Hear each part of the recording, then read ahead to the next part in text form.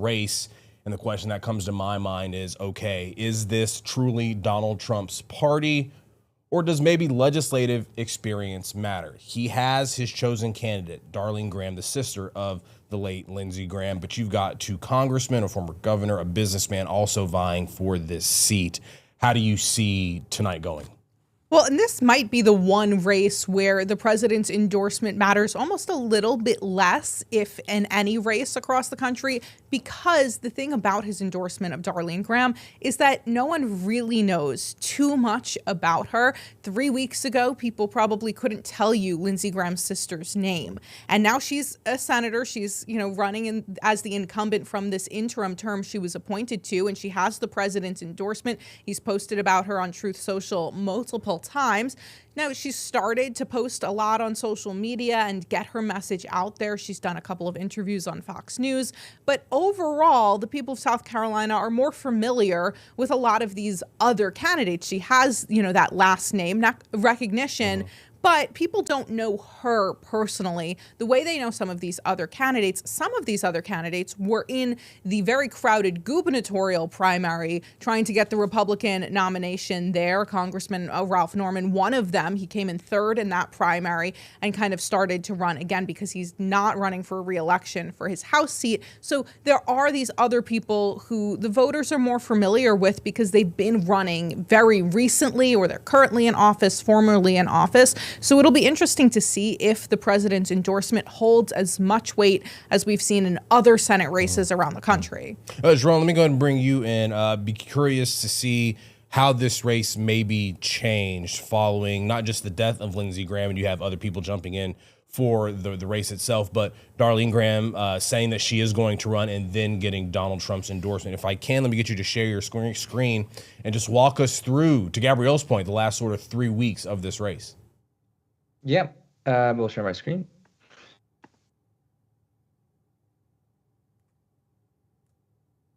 Cool. It's coming, we promise. There we go. Yes. There we go. Okay, so this is the general election market, I believe, that you guys can see, correct? Mm-hmm. Yes, okay. So the high-level picture is that, this race has actually not changed in terms of which party is likely to win it. And you could actually argue that, whichever Republican nominee emerges, whether it's Darlene Graham or, one of the Congress people, seems to be even a stronger candidate potentially than Lindsey Graham was. They're sort of more of a generic Republican than Lindsey Graham, who has, ties to Trump and his stances on foreign policy. Maybe those are more polarizing than some of these candidates would be. In the actual primary itself, this one is interesting. So for a long time, the markets weren't sure if Darlene Graham would run or not. And when she, announced that she would, I think in an interview with Sean Hannity or something, and Trump immediately backed her, her odds shot up. I will note that there's been some polling recently that sort of, verify that she is in the lead currently in this sort of primary, but she's not near, 50% in order to avoid a runoff. So this is likely to go to a runoff.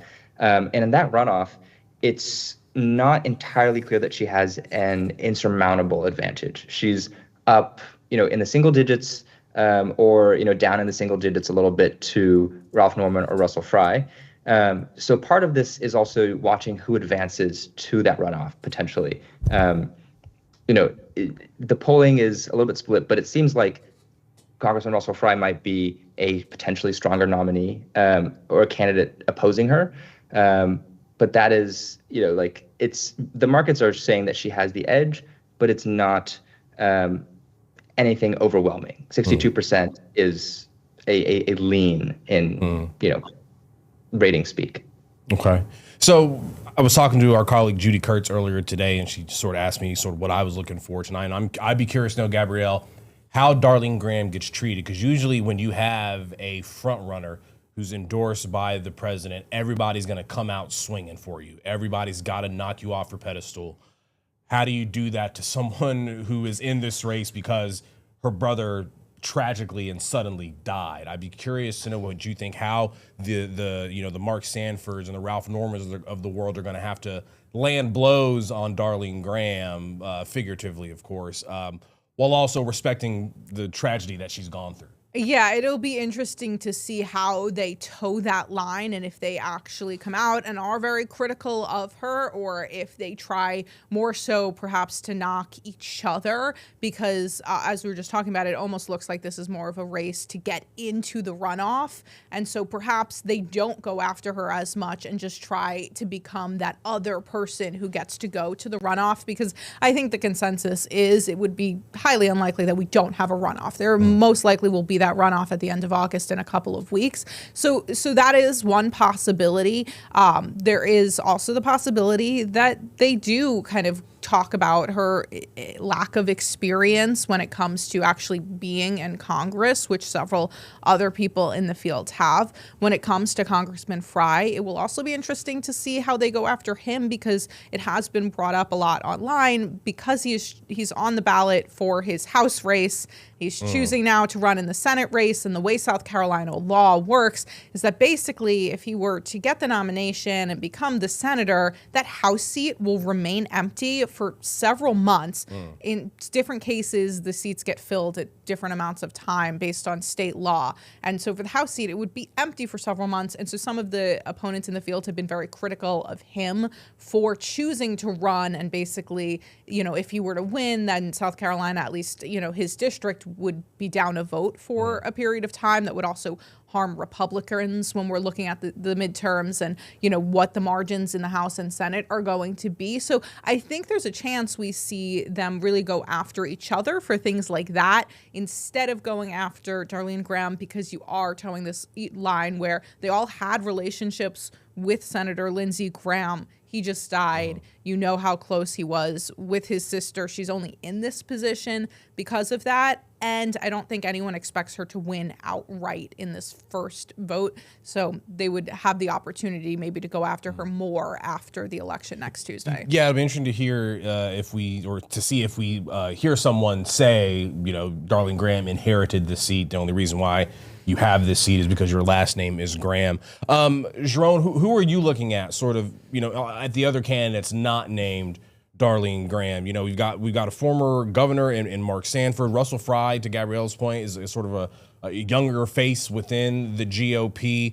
Ralph Norman, we know, is a MAGA warrior through and through. And then you've got Mark Lynch, the outsider, businessman. Who are you watching who tonight who is not Darlene Graham, who maybe needs to perhaps make some inroads here and ultimately reach that runoff? Yeah. I mean, it's kind of interesting because I do think, according to polling, the two congressmen are closest to Darlene Graham. Mark Sanford is an interesting figure. I'm not sure he left office on the best of terms. So I'm not sure exactly if his experience or what the state actually remembers about his term. So that's kind of interesting to see, like, how much residual name recognition and if there is sort of, any sort of goodwill built up from that. I've been a little bit surprised by, sort of the lower polling of Mark Lynch. He, got around 30% of the vote in the June primary when he challenged Senator Lindsey Graham. He's been polling the single digits, and as you can see, not exactly a huge contender in the markets. I think, potentially he is someone who's running against the establishment. Perhaps he might be the one to sort of go after the sort of, coronation or like the transition of the Senate seat from Lindsey Graham to his sister, and try to really establish himself as someone who has not been in South Carolina politics and thus is best positioned potentially to, shake things up, to change things in the mold of a Trump, even though he doesn't have that endorsement. Gabrielle, when you're on the Hill talking to some of these guys, what sort of issues are they running on? What issues are mattering right now to South Carolina voters who obviously matter in the grand scheme of things, but when you're talking about a state like South Carolina and a Senate seat, you're thinking, okay, well, who are the two Republicans? Because a Democrat winning this seat is a long shot, to say the least. But What sort of issues are driving voters to the polls in South Carolina? What are the congressmen who you speak to saying matter to the voters they're hearing from? Yeah, the congressmen talk a lot about government spending and driving down how much the government is spending, they're very big on small government. Congressman Ralph Norman touts himself as, having this excellent conservative voting record, more so even than a Republican voting record. He says, I'm conservative first and foremost. He also, in recent weeks, has not been shy on the Hill about saying he did ask for the president's endorsement here. He understands why the president would choose to endorse Darlene Graham, but that he called him and he asked for it. He does have a relationship with the president where he can call the president and the president will answer his phone calls, but the president didn't endorse him when he was running for the gubernatorial Republican nomination or now. And so I think that's notable, but we are seeing them, trying to toe this line of how much of the president's support do we need? How much does that matter to the voters of South Carolina and voters around the country? We've seen in the Republican Party, the president's endorsement means a lot. So really sticking to any messaging coming out of the White House, we tend to see these lawmakers echoing, especially as they're on the ballot. Jerome, in terms of the debate tonight, are there any prediction markets out there for certain phrases or certain topics that folks may be betting on a little bit, ultimately get mentioned or not mentioned? Is there anything you can tell us there? Yeah, there's not one for the debate tonight. So for some like major debates, there are mention markets on what people will say. I think for the state level races and for the primary ones, it's like obviously like smaller markets, lower liquidity, so less of a exciting thing for traders. For political junkies like myself, we're watching the debate. I think for most traders, the primary debate for a Senate race is less exciting. Okay, so in that case, I think given Lindsey Graham's legacy, I can only imagine that the moderators, Gabrielle, will want to ask about the Iran war, given where the country is on this war and its unpopularity, but how much Lindsey Graham pushed for it. If I were one of the other candidates on that stage, I would say, Ms. Graham, your brother pushed the president very hard on this, and look where we are. High gas prices, more than a dozen U.S. service members killed, and really no off-ramp right now. Yeah, but this is where I think we're going to see these candidates trying to toe the line of being very supportive of President Trump while also trying to distinguish themselves in a Republican primary where, for the most part, these are people who all agree on the vast majority of issues. But when you've got a bunch of people on stage in a debate like this, you do need to have some way to distinguish yourself. So I think it will be interesting to see how they kind of draw that line of the war is unpopular across the country. Everybody can relate to gas prices being up and nobody wants to pay more when you're going to fill up your tank. And so trying to find a way, I think they're going to try and find a way to say that without being critical of the president. Perhaps they then become critical of the late senator and his role in this as a way to not be critical of President Trump. But I don't know how that would go over as well. So it'll be interesting to see how they toe that line, because it is very clear as you talk to these different candidates that they want voters to know that they agree with the president, that they're going to vote with the president at least most of the time, and that they're very supportive of him. Jerome, before we let you go, I'll ask you to share your screen one more time. Sorry to do that to you, Tom. He's giving me some side eye there. If we can make it work. If we can't, no worries. But Jerome, if you're a Democrat in this race, and ultimately you're waiting for the challenger on the GOP side, what are the markets saying? Are Democrats' chances going up, down, or is this still just like a publicly ruby red Republican state? Yeah, I think this race, in some ways Republicans are almost in a better position in terms of having a generic brand new candidate who, in a state like South Carolina, it's Republican leaning, it's pretty heavily Republican, and it's not very elastic in terms of how much it shifts from race to race or cycle to cycle. So there was some sort of turmoil, some froth in the markets. At this point, it's settled back at a very comfortable Republican advantage. And, I'm sure Democrats will still run a very, hard and energetic race here. But this is, at this point, looking more about the midterm environment overall than a specific nominee with like any specific sort of weakness. All right. Jerome, we will let you go grab some pizza because I know you're going to be joining us later, which gives me the opportunity to tease ahead a little bit because after the South Carolina debate, we will be covering primary night across the United States. Of course, the big one in Michigan, that Democratic Senate primary happening tonight, but we've also got races in Virginia, Washington, Missouri, and Kansas. So join us. It is going to be a very, very long but fun night, of course. So, Jerome, we will say goodbye to you. See you in a little bit. And let's go ahead and bring in Sophia Vento, the Hill's campaign editor, joining us, I believe, for the first time. Yes, I know. They let me out. So glad to have you with us. So we're talking about this debate tonight. Darlene Graham, the president's pick.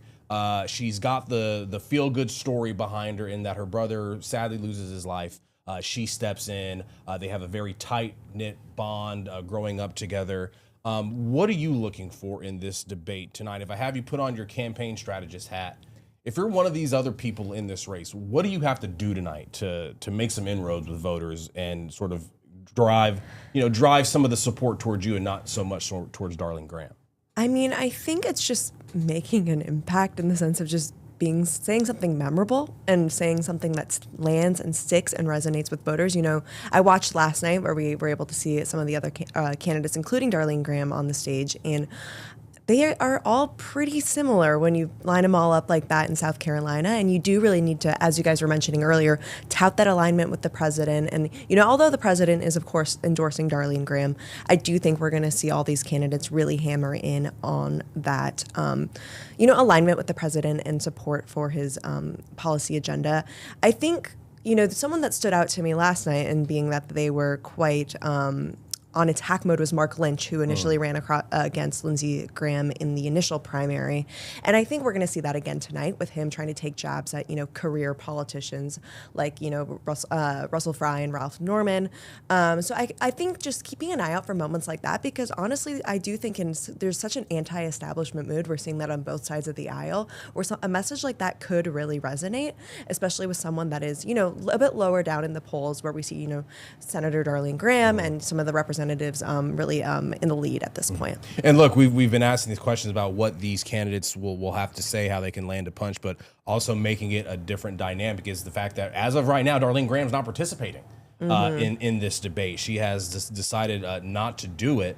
So maybe that, Gabrielle, frees up one of the other candidates to say, look, this is a person who sadly lost their brother and came into the seat, was appointed, and now just thinks that they can just, because their last name is Graham, can win this race and decide not to show up to make their case to you, the voters. Yeah, and her team said that the reason they were declining is that she's going to be here in Washington conducting Senate business, was what they said. She did vote this morning in the Senate Judiciary Committee to advance Todd Blanche, his nomination for Attorney General, out of committee and on to the full Senate. But it's not unheard of for, campaigning lawmakers to go back and forth to have that vote early this morning and go back down to their state to campaign. This is a very short campaign, just by nature, because of when Senator Graham passed and needing to get this done in time.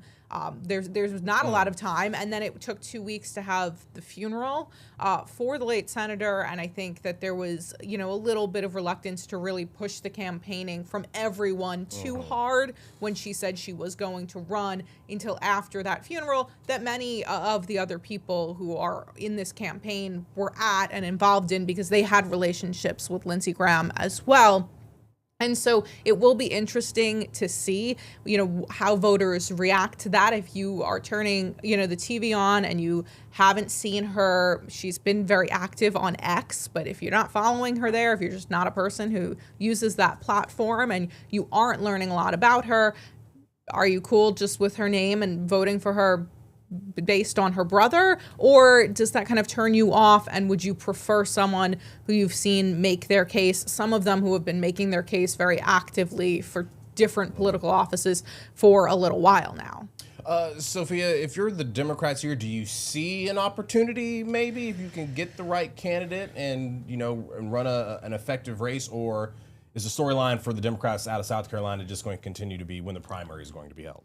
Yeah, I'm a little bit pessimistic for the Democrats in South Carolina. I do think, obviously President Trump is very popular in South Carolina, and none of these candidates are too out of the ordinary and not aligning with the late Senator Graham. So I do think Democrats would have a very uphill battle, but I do think obviously just the fluctuation in the race and the change does, create an opening to, introduce yourself to voters given there won't be the name necessarily on the ballot. Obviously, Darlene Graham does have that advantage. However, I do think that there could be an opening. I am just pessimistic looking ahead to November. That gives us a chance to just sort of take a step back. Again, as I mentioned, we're going to be covering primaries across the country later tonight. But as we sit, it's August, September, October, no, 3 months away from the November elections. Gabrielle, how are you seeing things shaping up right now? Because so much has happened just over the course of the last month.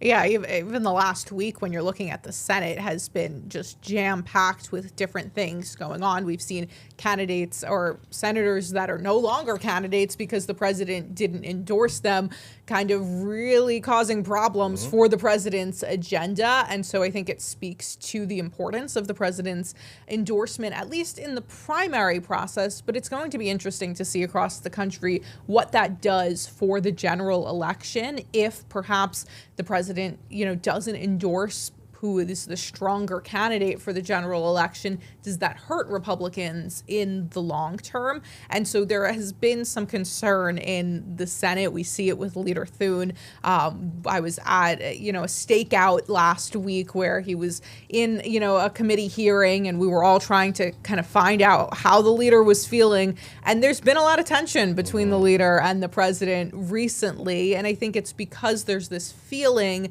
that perhaps the president's endorsements haven't always been in the best interest of the party maintaining control of the Senate. The president endorses who he likes and who he wants, and it doesn't seem like he's maybe using all of that much strategy when it comes to some of these endorsements, and that has really upset some people like Leader Thune, who was really pushing hard for, in Texas, John Cornyn to win the Republican nomination there, and then the president ultimately didn't endorse him. Yeah, Sophia, it's been interesting. You had Cornyn and Tillis holding up Todd Blanche's nomination until they could get in writing that this IRS slush fund was going to be nixed. And then today you've got Susan Collins saying that she's not going to vote for Todd Blanche, which maybe you can sell that to Mainers as I'm not a rubber stamp for Donald Trump. But just taking that 35,000-foot sort of macro view of where we are right now, Sophia, would you rather be the Democrats or would you rather be the Republicans as we head toward November? I mean, I think generally right now you'd want to be the Democrats. You have momentum on your side, likely to flip the House. I mean, a lot of the predictions we've seen in the forecasts have indicated that. I do think, though, on the Senate front, obviously we have seen a little bit more of an uphill battle there. And, these key matchups being set in the next few, tonight in Michigan, but also looking ahead to later this month in Alaska, for instance, where Democrats are really eyeing a flip there, I think are really going to sort of rock the boat a little bit about how Democrats are feeling heading into November on that front. All right, we are about 6 minutes or so away from the big debate in South Carolina to fill the seat vacated by the late Senator Lindsey Graham. Again, Darlene Graham, his sister, now Senator Darlene Graham, not going to be participating in this debate. But you've got two Congressmen, Ralph Norman, Russell Fry, former Governor Mark Sanford, and businessman Mark Lynch. So going to be interesting to see where this debate goes, what issues get brought up first, because as we were talking about, if you're going to talk about the Iran war in South Carolina, Lindsey Graham's name looms large. It was in the buildup to the war where Lindsey Graham just basically foreshadowed and said Donald Trump is going to launch an attack in Iran. So will be interesting to see how they handle that topic, as well as other topics that Republicans are a little bit on the back foot about, especially when it comes to tariffs and the impact that it's had on the U.S. economy, as well as immigration. So no shortage of issues to talk about, but it will be interesting to see, especially with Darlene Graham not on the stage, Gabrielle, how the Russell Frys and the Ralph Normans of the world separate themselves, not just from the Trump-backed candidate, but the 4 other people on stage with them. And something I think that's really interesting in this race in general is that when you have a seat vacated, you have different laws depending on the state. So earlier this year, we saw Senator Mark Wayne Mullen become Secretary Mark Wayne Mullen, vacating his Senate seat. And in Oklahoma, the state law is that whoever is appointed to temporarily fulfill that seat cannot run for re-election. So now Senator Alan Armstrong is only senator through the end of the year.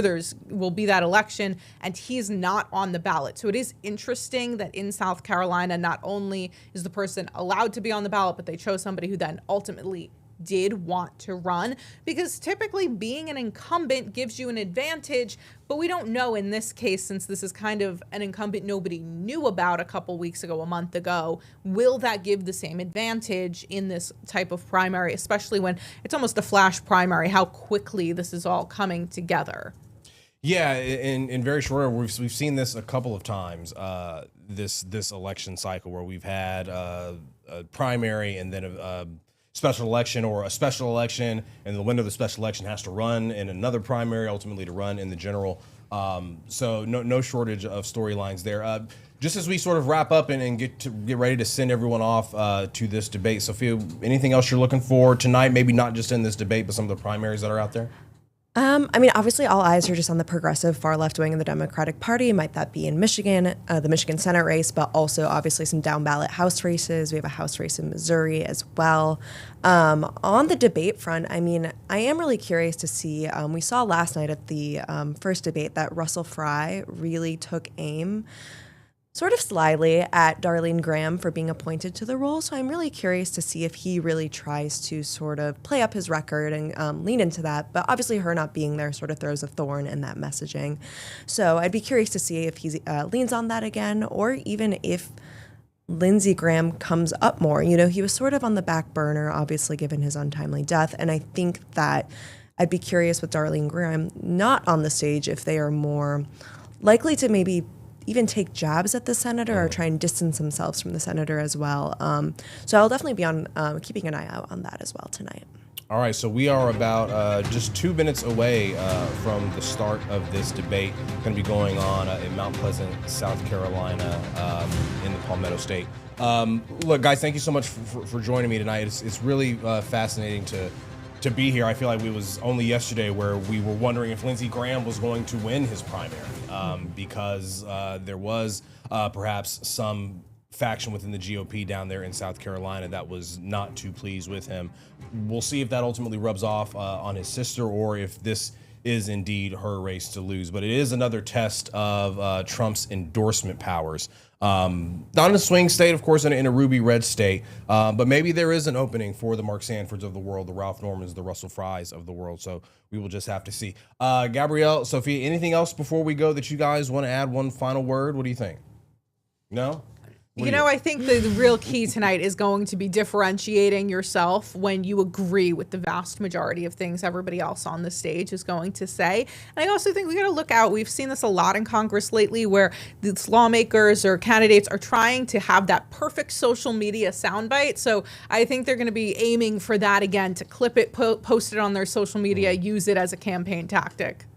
All right, so you can watch this debate if you're in any Nexstar market down there in South Carolina. Going to be across all the platforms. Of course, it'll be available online as well. One more time, do not forget, after the debate, we'll wrap that, take you through some of the highlights, and hey, who knows, maybe some lowlights of this debate. And then after that, we jump headstrong into the big primary night in America. All eyes on Michigan and the Democratic Senate primary there. But there are some other interesting races out there, so we are gonna cover it all for you. That is it for now. We'll go ahead and send it to South Carolina and the start of this debate.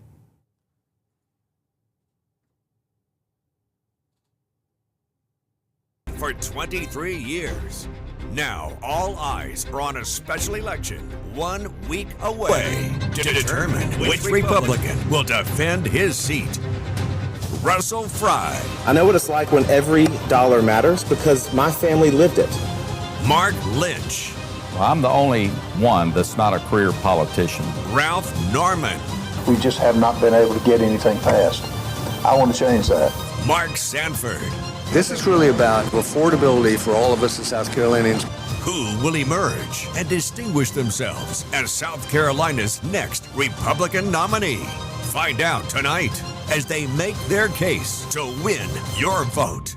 Live from the News 2 studios in Charleston and your local election headquarters, this is Debate Night in South Carolina.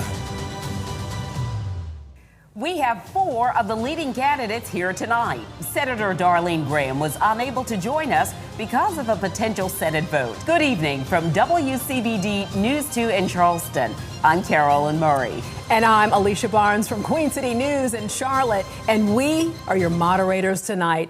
This debate is being shown on Nexstar stations across the state of South Carolina, from here in Charleston to Charlotte, Spartanburg, Myrtle Beach, Augusta, and Savannah. Here are tonight's rules. Each candidate will have 60 seconds to answer a question. Follow-ups are 30 seconds. We will allow up to 30 seconds for rebuttals. Candidates, when time is up, you will hear this bell. You will also be allowed 30 seconds for a closing statement. And tonight's order was determined by a pre-debate draw. Now let's get right to debate night in South Carolina. Candidates, your first question. This election is happening because of the passing of one of the most influential senators in South Carolina history, Lindsey Graham. And during his more than 30 years of public service, Lindsey Graham championed foreign policy. He shaped spending for national defense, and he pushed tax cuts. But you are not Lindsey Graham. Mr. Fry, what is the biggest policy difference between you and Lindsey Graham? You have 60 seconds. Senator Graham was an outsized force in South Carolina politics. He served with distinction. I've worked with him on a number of things, including legislation, including resources back to the state of South Carolina. We talk about public safety. These are things I think that were a hallmark of who he was. So there was a lot that we worked on together, and he was, I think, for all of us in service, that was who he was. One area of distinction, though, is that foreign policy is important. It is an important issue as the United States leads the world in a lot of ways. But for me, I think it's really important to focus back home, to focus on your family. I understand the pinch that you feel at the gas pump. I understand how unattainable getting a house may seem, because I've lived that. And so for me, I think domestic policy is really where I want to have a stamp. Energy production, making gas more affordable, your home's heating and cooling less costly. That's my focus. Mr. Norman, what is the biggest policy difference between you and Lindsey Graham? You have 60 seconds. First of all, I went to Germany with Lindsey back in 2020, and foreign policy was that's what he focused on. I think the difference that I will bring is the fact foreign policy is important, but we've got America to look after. The debt that we have in this country is not sustainable. We can't have endless wars. I don't think the American people want it, and it's borrowed money that we don't have. So I would look at everything from where we spend our money. Any aid needs to be looked at as far as where it goes. I'm a budget hawk. I will look at the numbers very closely before we expend it. And we've got to have offsets for any spending that we do. I think the president's right in taking the tack that he has with Iran, but it's got a cost to it. So bottom line, make sure our money is going for where it should be going, and make sure we have offsets for any new spending. But it's peace through strength, which is the right course of action, and Lindsey promoted that. Mr. Lynch, it is your opportunity to tell us your biggest policy difference between you and Lindsey Graham. You have 60 seconds. Yes, thank you, Carolyn. I got in this race because I was asked to. I was called by God and the citizens of South Carolina for my leadership capabilities and being a successful businessman for 40 years, growing our business 35 times debt-free. So I know about budgets. I know how to do a zero-based budget, to look at each line item and make sure we're not paying for things we don't need to. Lindsey was head of the budget committee, and we've grown our debt to $39 trillion under his watch. Another big problem is foreign policy. My foreign policy is based on America First foreign policy. Lindsey's known, and one of his legacies, we have to be truthful, was for mass amnesty. We've got a major problem in this country with the amount of illegal and legal aliens that have come in here. It's about a third of our population now. Does everybody know that? So we'll be America first, and everything we do will come through the lens of biblical values and the Constitution to protect the country that we work for. Mr. Sanford, please tell us your biggest policy difference between you and the late senator. You have 60 seconds. Yeah, I just go back to a couple of fond remembrances that people have of Lindsey. We started in politics together. Our youngest boy was his godchild. I very fondly remember both him, his absolute focus on trying to make a difference in South Carolina, in being a great courier to Washington in terms of local interest. But as you've already picked up a current here, the distinction here would be, from my end, again, in watching out for people's pocketbooks and wallets here in South Carolina. That has been lost in D.C. And I think the real big distinction that we have to talk about is that while we all may be credentialed conservatives, I have a record of results during those 8 years as governor and during my time in Congress. For instance, during the time in the governorship, we held the line on government spending as no governor has before or since during those 8 years. And I think that record of results, if you will, absolutely could make a difference in changing policy in D.C. and make a difference in people's lives here in South Carolina. So, Mr. Sanford, just to clarify, what would you say is the biggest policy difference between you and the late senator? What I just said, which is he was a little bit, again, a dear friend, and that's what I want to make clear, but had a little bit different view with regard to, in essence, how important it is to save a dollar here in South Carolina as we think about sending it to D.C. People work awfully, awfully hard to earn the dollars they do, and we have this affordability crisis here in this country because we have a country right now wherein we go out and spend money we don't have at the federal government, then print money to cover that spending, which diminishes the value of every dollar we have and consequently hurts people here at home. The issue now we will focus on is the economy. Alicia. Gentlemen, right here where we are in Charleston, in our own backyard, the South Carolina Ports Authority supports 1 in 9 jobs. 1 in 9. That's statewide. The Hugh K. Leatherman Terminal in North Charleston suspended operations Saturday, citing reduced volume and an uncertain trade forecast. Mr. Norman, we're going to start with you. Is the uncertain trade forecast due in part to tariffs imposed by President Trump? You have 60 seconds. I don't think it's a surprise that the president wanted to make fair trade. Why is it fair for other countries to charge tariffs on our products?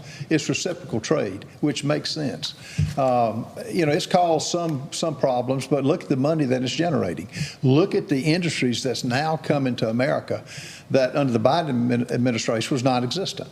We're bringing back manufacturing. We're bringing back industries, quality industries that will do business with the Ports Authority.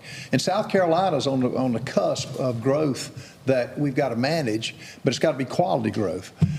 So the economy here is first and foremost. The industries here that we'll attract is first and foremost.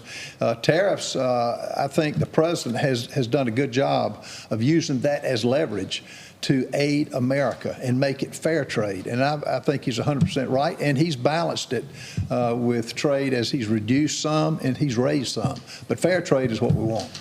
Mr. Lynch, same question for you. Are Trump tariffs responsible for problems at South Carolina ports? You have 60 seconds. Yes. In our business of appliances and furniture, for over 74 years, we've seen the lack of tariffs causing American manufacture to be taken over. It's a national security threat. We saw those problems during COVID. We don't make anything anymore. And, Mr. Norman, I'm going to bring that up about tariffs in this situation right here because you voted against Trump's tariffs on China solar companies. And you advocated for Silfab to come into your backyard and advocated for tax breaks for them. And it's poisoning the ground, the water, the schools that are there. That there's been reports of 19 911 calls with people leaving that factory vomiting up blood. So are we America first or not? The problem we have are these career politicians that are for bringing in factories from out of this country, taking over Americans' jobs, and kicking out from under the legs of American manufacturing to manufacture solar panels here at home. Mr. Norman, I'm going to give you a chance to rebut. It's silly season you again. You have 15 seconds. It's silly season with what you're saying. SilFab was supported by the governor. They were supported by the lieutenant governor. They took over a vacant building. So you were nowhere to be seen when we were having the debate, nor did you come when we had the open discussion. No, I want quality jobs here. As a businessman, we will promote good-paying jobs in South Carolina, and we'll continue to do that. And we're at the cusp of a new growth in this state like we've never seen before. Mr. Sanford, I'm going to ask you the same question.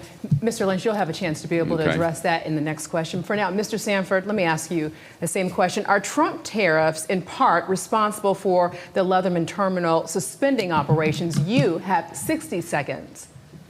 I would say in part. I think we need to be very judicious in the use of tariffs, and particularly changing those tariffs, because what business responds to is some measure of stability as to what's going to come next as they contemplate investment or other practices. I would applaud the president in what he's tried to get at, which is to say, how do we level the playing field? I applaud that sentiment. But we got to be very careful in a state like South Carolina. We have more foreign direct investment in this state than any other state domestically in the United States. So when you think about Michelin and BMW and Volvo and go down the list of international companies here, we need to be careful, because if you look in the wake of the Smoot-Hawley tariffs, we went from an average of about 40% across-the-board tariffs to slowly, because of American leadership, bringing that down somewhere between 3 and 8%, in some cases 2%. And that has been a giant rebate, if you will, to consumers around the world, and particularly in this country. And it's been a boon in terms of manufacturing might, because if you look at per capita income in our country versus others, we stand out. Mr. Fry, I'm going to ask you the same question. Are Trump tariffs impacting South Carolina ports? You have 60 seconds. I think there are greater things that are impacting the port. And I think when we're talking about tariffs, I think it's important to remember that President Trump uses them, one, for a political purpose, to drive a policy that puts America first, and two, it's to recalibrate the United States on an equal playing field. If you look at rice, for example, rice, a grain of American rice going to a country like India, is tariffed at 700%. Our rice going to there, but their rice coming to this country is less than 5%. That doesn't make any sense. For the farmers that are using our ports to export their goods, cattle is another example, this is a huge economic disincentive for American farmers. And so what the One Big Beautiful Bill has done, and what a lot of these policies are designed to do, is to reshore American jobs, because at President Trump's heart and mind is the American worker. Making sure that their families can put food on the table, and that we have this resurgence of American manufacturing. Gentlemen, we now turn to the topic of Social Security. Carolyn. Candidates, approximately 1 in every 5 South Carolinians receive Social Security benefits, but funds in this program could run out within the next 10 years.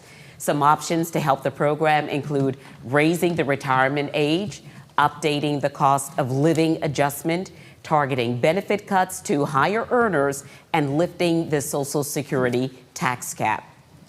Mr. Lynch, do you support any of these initiatives, or do you have a different plan? You have 60 seconds. Yes. I want to address the SilFab issue again.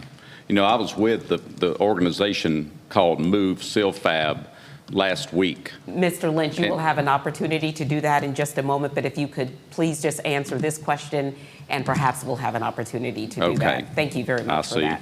Yes, I'm not for moving the age out. Everybody's worked their whole life. Why is Social Security running out? We need to answer those questions first and see why we're allowing it to run out. I know during the Obama administration they talked about seizing Social Security and 401ks. We can't allow our government that works for the citizens to tell us what they're going to do with our money that we've paid into all of our lives. We're going to protect Social Security and protect the investment that people have made. The SilFab issue, again, is crazy. When I met with them, their organization called Move SilFab this isn't silly and foolish stuff we're talking about. We're talking about people's lives that we're protecting, and we're fighting for life in this country, and we got to have politicians that do their job to protect America. Mr. Lynch, thank you for your response. Mr. Sanford, the same question for you. How would you stabilize Social Security? Some of the initiatives already suggested raising the retirement age, targeting benefit cuts to higher earners, and lifting the Social Security tax cap. You have 60 seconds. What's amazing to me, Carolyn, is that a young person today is more likely to believe in UFOs than to believe they get the full value of their Social Security taxes that they paid in over the years. That is a frightening reality, but that is reality. And so, as you may also remember, years ago, I actually went up and down retirement homes along the coast of South Carolina talking about the idea of a personal savings account, a personal account that you own and control, because in 1960 there was a Supreme Court decision that said, Fleming versus Nexstar, that said none of us have any legal claim whatsoever to our own Social Security money that we sent to Washington. And we operate on what's called a unified budget in Washington, which means every dollar that goes up to Washington immediately goes back out the door. And what's in the Social Security Trust Fund right now are simple IOUs that represent the future taxing authority of the United States government. So I think you have to transition from where we are to a system that allows individual ownership. This also means that if somebody dies early, you know, Jesse Jackson said years ago that capitalism without capital is just ism. You've got to have that flow through so that people can retain what they might not be able to use. Thank you for your response, Mr. Sanford. Mr. Fry, the question for you, what changes would you make to stabilize Social Security? You have 60 seconds. I think we need to assess the problem here for a moment.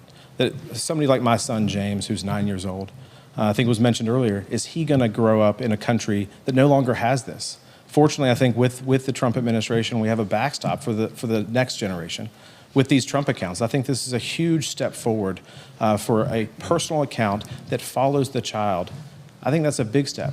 But for our seniors at home, and this state has a lot of them, I want to reassure you that it's very important that we protect in every which way possible the work that you put in your entire life, and that we owe it to our seniors to make sure that we protect this program and enhance it. One of the things, I think the easiest thing to look at here is the fraud and mismanagement within the program itself. For instance, we know that there are over, and these are all the states that we know about, there are over 100,000 Social Security numbers and benefits going to deceased people. That's a start on this program. If we're going to stretch out this and make sure that this program survives the test of time, we have to start and root out the fraud. Mr. Norman, how would you address Social Security stability? You have 60 seconds. Well, first of all, you know, the fact is that we're electing somebody for 6 years. By all accounts, Social Security will be bankrupt by 2032, 2033, some sooner with everything that's been added on the rolls. Folks, we got to deal with it now. That's why you need a businessman like myself who understands. You put proposals together.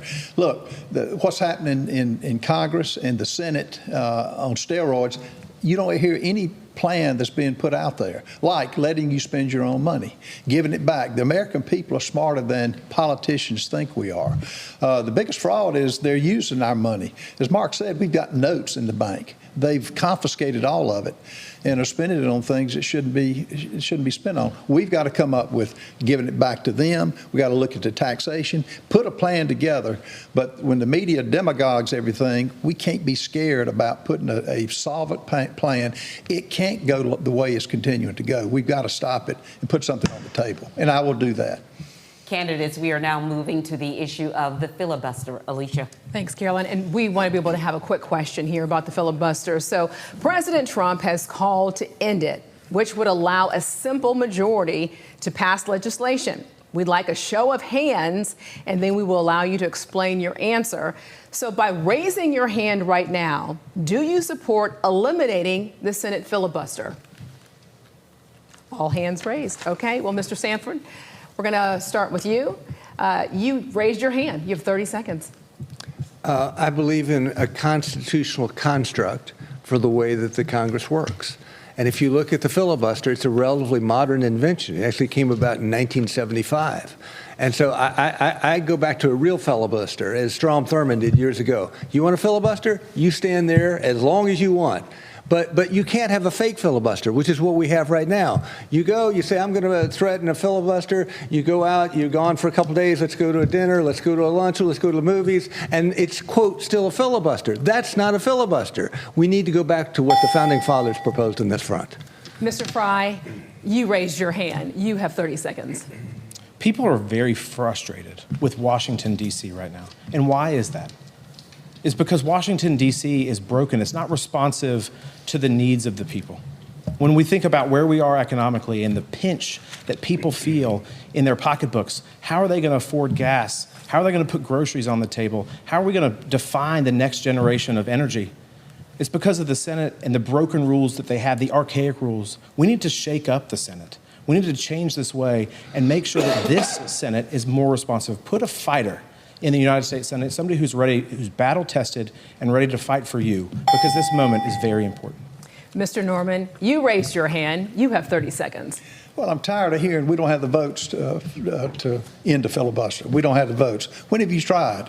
Make them stand up. Let them not take a nap and sit there all night, as others have done in past years. That's not happening.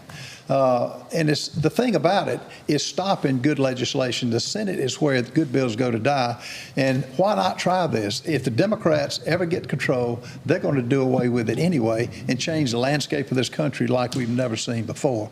That's why I'm in favor of it. Try it. Make them stay up all night. Let's see what happens. Mr. Lynch, you raised your hand. You have 30 seconds. Absolutely, I raised my hand. That's why I'm running. I'm tired of the games that we're watching as citizens in this country where we're not doing the business for the people.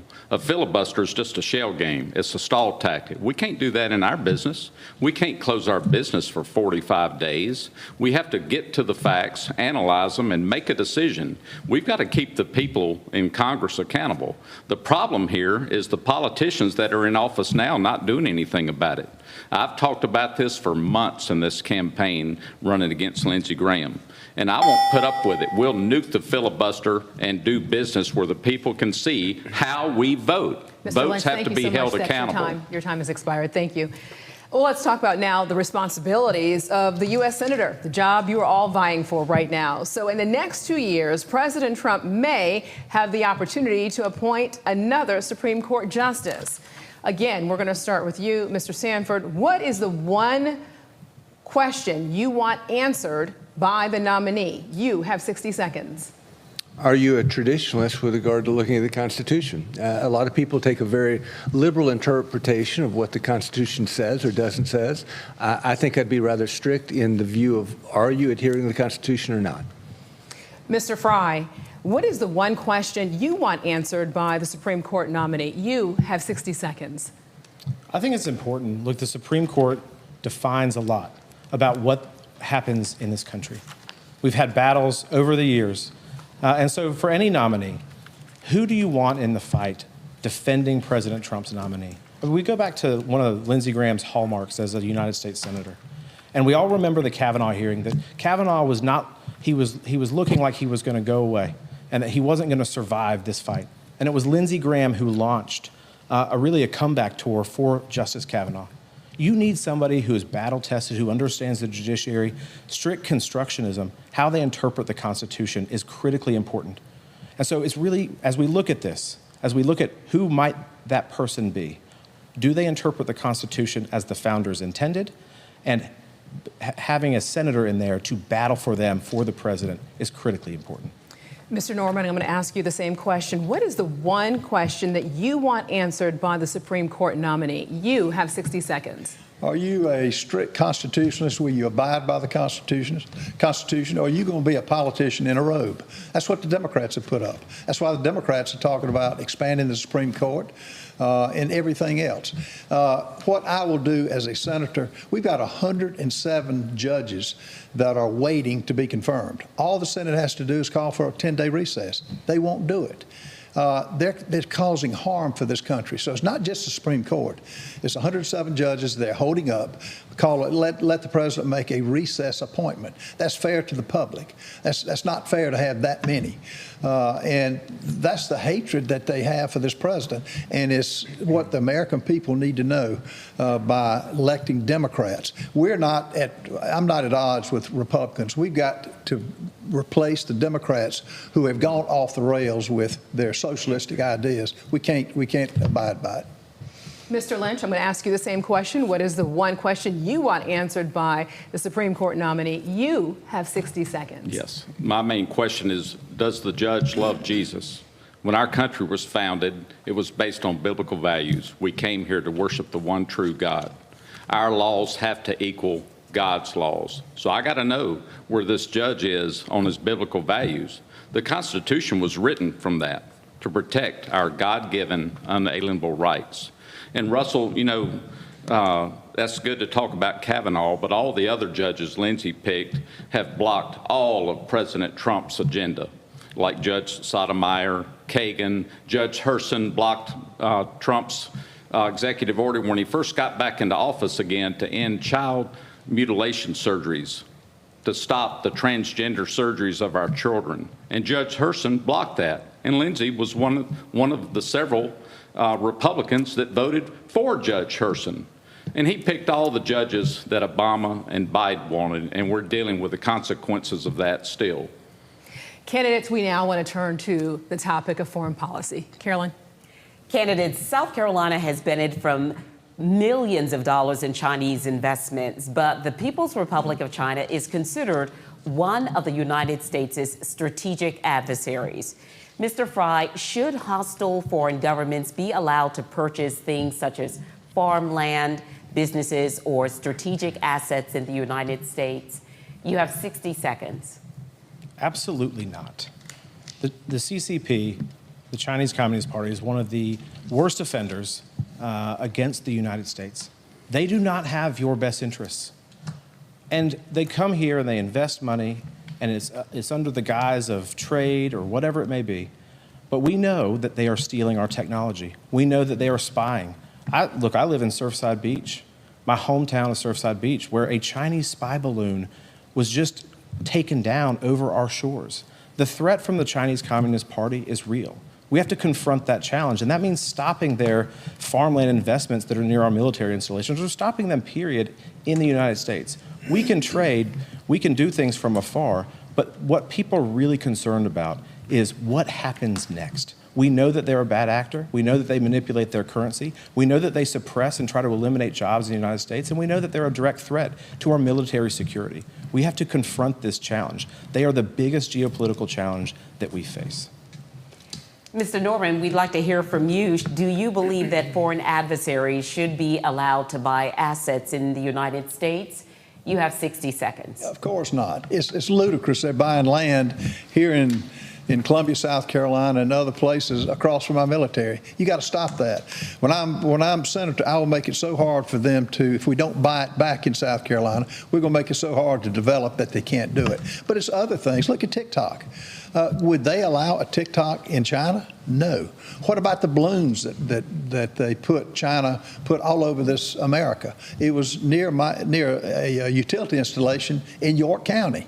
Would they allow us to fly balloons over China? No. And the Biden administration did nothing. But you take you provide, as a senator, provide a loud voice to condemn that.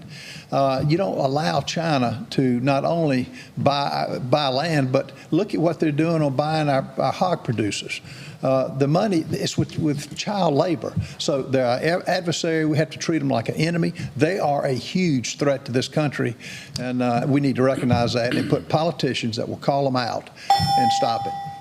Mr. Lynch, we'd like to hear from you. What is your position on foreign adversaries buying assets in the United States? You have 60 seconds. Yeah, America's not for sale, and our children are not for sale. Our farmland's not for sale.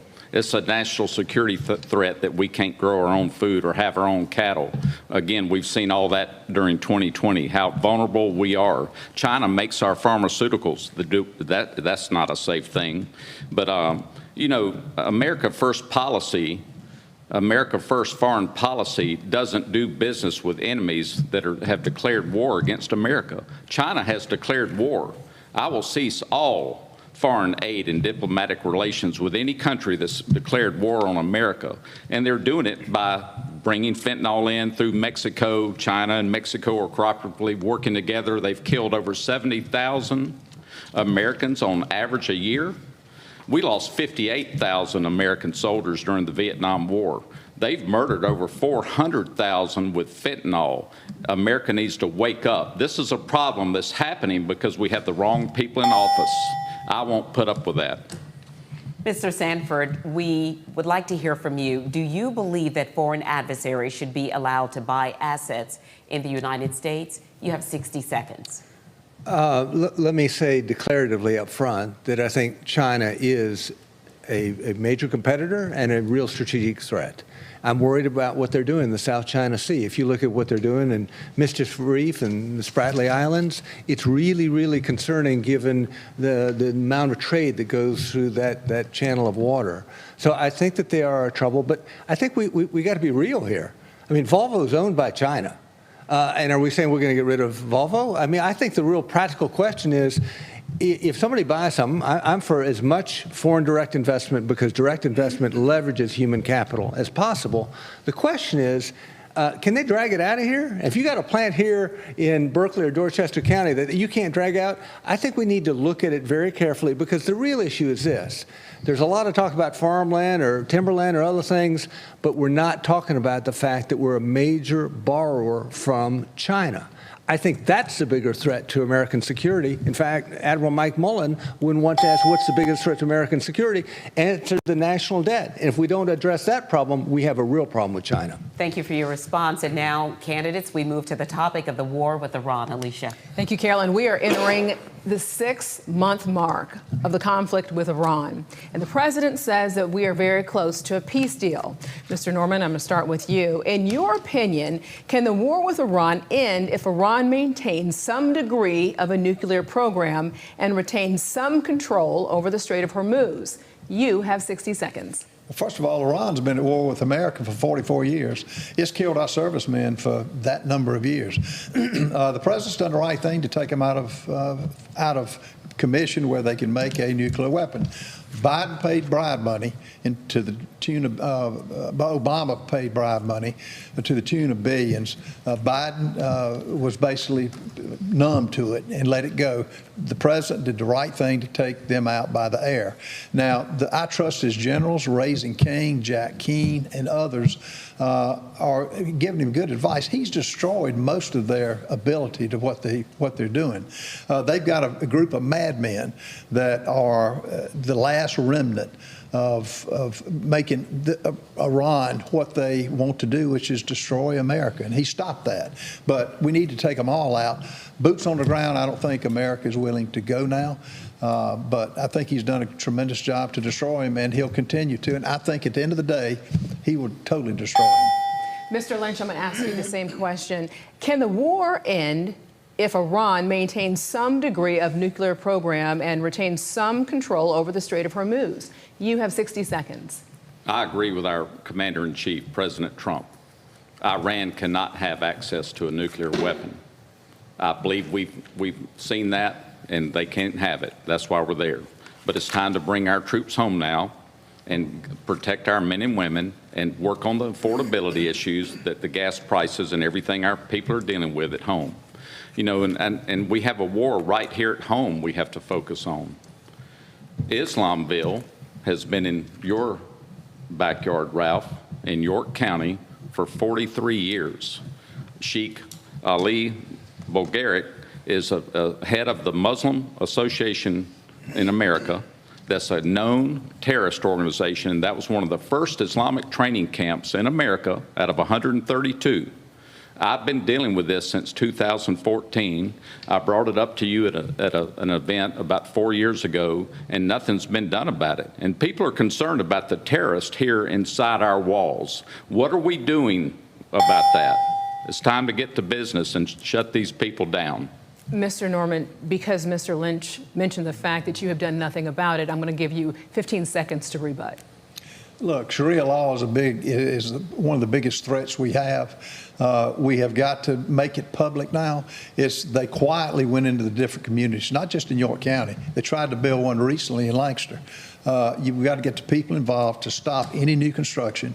And the sheriff has been active on monitoring what they have and what was built years ago. Mr. Sanford, I'm going to ask you the original question. Can the war end if Iran retains some degree of a nuclear program and partial control of the Strait of Hormuz? You have 60 seconds. I just say I agree with the president in terms of his focus on a non-nuclearized Iran. I very much agree with him in saying we're not going to allow a sponsor of terrorism to exist in that part of the world. So I agree with the sentiment, but I think there's a real process question that I frankly disagree with two of my congressional colleagues on this very point. I believe that the Constitution is absolutely clear that only Congress can authorize war. And there's a process question. I fought against this with the Clinton administration. I fought against it again with the Obama administration. You have undeclared war that drags on and on and on. And there's a real value to what the founding fathers set up in having folks say, is that a good idea? I mean, the Bay of Pigs happened in the Kennedy administration. There were very bright people, but it was groupthink. There wasn't a diversity of different opinions. Say, is that a really good, hey, let's think that through. What's our exit strategy? And so I just think that we have to go back to the basics here. It's personal for me for this reason. When I was governor, I tried to go to every funeral of every serviceman or servicewoman that was killed in operations in the Middle East. And I saw firsthand how real this is. Body bags do not go back to Washington, D.C. They go to congressional districts and states across this country. Mr. Fry, I'm going to ask you the same question. Can the war end if Iran maintains some degree of a nuclear program and partial control of the Strait of Hormuz? You have 60 seconds. Well, I think that Iran having a nuclear weapon is a non-starter. I mean, imagine the calamity that we would have on our hands economically, militarily, if the world's largest sponsor of terror had access to that type of power. I think the neighbors, the Arab neighbors, certainly Israel and the West and the United States, all collectively fear that. Because for 40 years, they have targeted commercial vessels. They've targeted civilians, targeted our people. They have exported terror throughout the world. So Iran having access to any capability to create a nuclear weapon is a non-starter. I think the president has been very clear on that. The Strait of Hormuz has never been governed by Iran. It's an international body of water. So them controlling it in any degree doesn't make a lot of sense to me. What we have to think about is resolving this conflict. We can do that without putting boots on the ground. Look, my brother served overseas. I have friends that lost their lives overseas. But we have such a great, capable military and a commander-in-chief that understands peace through strength that we can get this done. Candidates, we now want to turn to the topic on immigration. Carolyn.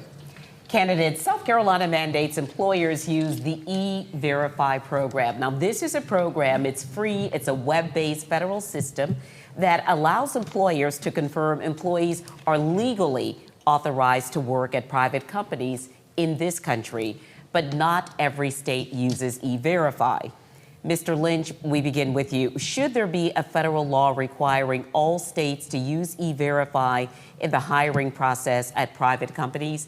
You have 60 seconds. We've got to do something, because we have a horrible problem with immigration in this country, and we have people still fighting against mass deportations. Our culture's at risk. America's at risk. It's a national security threat with what's happening in our country. We've got to work on American first foreign policies. So, we don't have any illegal aliens at our company. We don't pay people under the table. We have to follow the laws. And whatever we got to do that can help, I'd have to analyze that and see where the holes are in E-Verify before I could give you a solid answer on if that's a good product or not. I don't answer questions that quick. If I don't know what I'm talking about, I'll know the facts. But I know we have to hire Americans first and bring American manufacturing back to America and not support Chinese manufacturers and deal with the real national security threats. This is our country. We had men and women that fought and bled and died for this great experiment called America. And that's why it's serious to me to put a real true senator that'll fight for America values. Mr. Sanford, should E-Verify be mandatory in all states in hiring at private companies? You have 60 seconds. I think it's instructive to think about who got E-Verify started in South Carolina. And that was during our administration in the governorship, because at that time there was a lot of consternation. Do you want to do it? Do you not want to do it? Some level of pushback from some number of employers. But our point was, look, I was hired to enforce the law. And the law says you can't hire an illegal. Therefore, I'm going to use every tool within my toolkit to make sure that that's the case. So we actually began it here in South Carolina. And you really have a supply and a demand issue. I applaud what the president's trying to do on the supply side. In the history of man, no country's been able to maintain sovereignty without maintaining a sovereign border. So I admire what he's doing there. But you also have the demand side of the equation, which is what E-Verify gets to. And so I think it does make sense, because otherwise we're sort of kidding ourselves. Oh, well, we'll look the other way while you hire illegals. Either you have the law and you want to adhere to it, or you don't. Mr. Norman, should there be a federal law requiring all states to use mandatory E-Verify? Absolutely. And that's just the gateway to start with. I think you ought to expand it from there. The 287G program, which gives law enforcement, which the law enforcement we've talked to, they want that power. If they arrest some, if they have a crime in progress, arrest somebody, they're illegal, they go to jail. End of story. It's consequences. The other thing, sanctuary cities. To have cities that take tax dollars that the American people pay and not cooperate with the police, cut their funding. That's the type of leadership that I will provide. That's not hard for me to do. And sanctuary cities are an abomination to this country. They should not be allowed to exist. If they're going to take that stance, let's see how they can raise their own dollars to fund their program for that municipality, that city. And Mr. Fry, finally, pardon me, should the federal government require all states to use E-Verify? You have 60 seconds to respond. Well, I think so. I mean, look, think about how many people have been displaced out of their job because an illegal immigrant took their job, because an employer wasn't checking the system.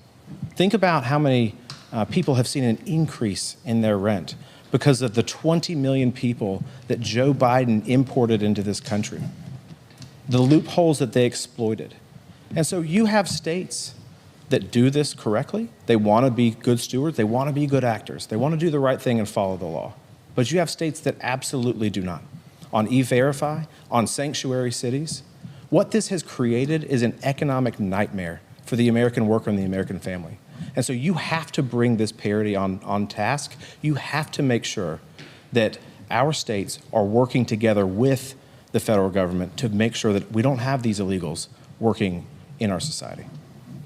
Right. Alicia? Thank you, Carolyn. Well, we want to pause right now and remind our viewers that we know you want to hear more from these candidates, and you can right after this debate for our post-debate show. All you have to do is scan the QR code that you see right there on your screen for you to watch. Right now, we're going to turn to the topic, gentlemen, on artificial intelligence. Candidates, artificial intelligence is becoming more common in our everyday lives. We are definitely affected by this. The power is uncharted territory. We know of at least 2 artificial intelligence programs that recently went rogue and attacked businesses on their own. So we begin with you, Mr. Fry. Should the federal government put guardrails in place for AI programs? You have 60 seconds. Absolutely. Absolutely, they should. President Trump has issued, I say, a starting point in a framework on what this would look like. I think it's important for the next generation. Look, AI is going to be controlled by the West, or it's going to be controlled by China. I think we have to recognize that threat. But it doesn't mean that we sacrifice our own privacy. It doesn't mean that we subject our kids to the dangers of AI. I think about Brandon Guffey, and the tragic loss of life that his son faced. He's in the State House of Representatives and has endorsed me because I understand how this should go, that you've got to have some guardrails in place on AI from a framework perspective to make sure that this doesn't happen. And chief among these 2 is that you have to make sure that it's not displacing the American worker. I think the real question, too, is AI. We talk about data centers. We had an earth-shattering moment last night where one of the candidates who's not on stage said that she wanted unfettered data centers in the state of South Carolina without local control, without local buy-in. That's unacceptable.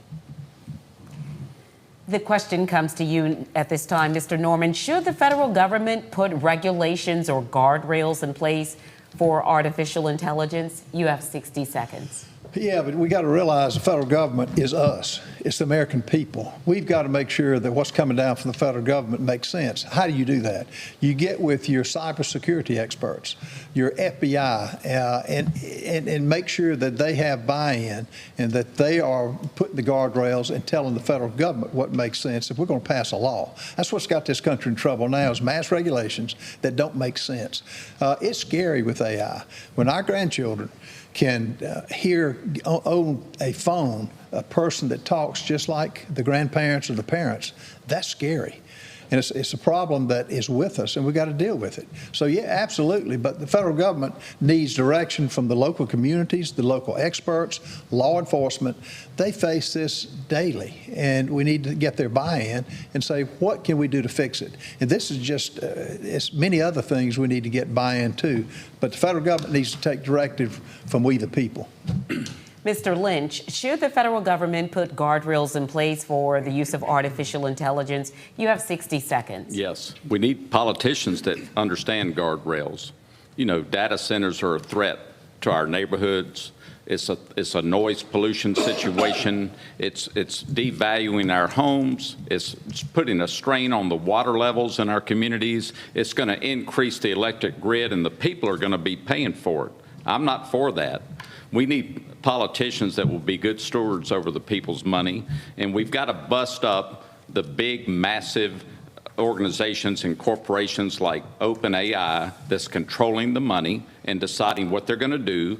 Our citizens are tired. I've driven around the state for 15 months running for this seat, and they're all upset that they wake up and see all the trees bulldozed over hundreds of acres, and there's a data center there. They never had any input on it. And the other big thing nobody else is talking about, is flock cameras that are invading our privacy, taking a snapshot of our license plate on the cars and drilling down into all our private information, and that's another national security threat that I won't put up with. We will end flock cameras. Mr. Sanford, do you believe the federal government should put regulations or guardrails in place for AI programs? You have 60 seconds. Yeah, and I believe that there's a bifurcated regulatory response. At the national level, this is a strategic decision. We can't let China outpace us with regard to AI, and we cannot afford a patchwork of 50 different regulatory bodies as we approach something as significantly important strategically as AI. That's at the top level in terms of regulatory body. But I believe in federalism, and I think that DeSantis got it right in Florida when they talked about local control. That you do not have a Washington entity deciding where AI is going to go here in South Carolina. So if you think about what happened down in Colleton County, they're at the headwaters of the Ace Basin, areas that I've hunted and fished all my life. You had AI proposing to come in and put a data center there. People went nuts, and rightfully so. So I think you ought to have local control in terms of the actual build-out of AI in data centers, but a regulatory body that looks at guardrails and rather than 50 different networks in terms of regulatory body itself. Candidates, we are now moving to a couple of quick questions here, and we are hoping for short answers from each of you. Mr. Lynch, we begin with you. You will have 30 seconds for these answers. If elected, would you vote John Thune to remain the Senate Majority Leader? Again, you have 30 seconds. Absolutely not. He's shown he's doing everything he can to block the SAVE Act. And I talked about this months ago. In the Senate, somebody needed to take lead, form a committee internally, and make a decision to vote to move him out of his position so we can get to the business of America. And again, we are looking for answers that are 30 seconds here. The question again is, Mr. Sanford, if elected, would you vote for John Thune to remain the Senate Majority Leader? You have 30 seconds. The problem he has is he's short Republican votes, and he's a scapegoat right now. I don't think that that's fair. I'd want to learn a little bit more about him. I know him to be a good man, so I would not at this point. Thank you. And Mr. Fry, would you vote for John Thune to remain Senate Majority Leader? You have 30 seconds. I think at any time that somebody runs for leadership, it's a job interview.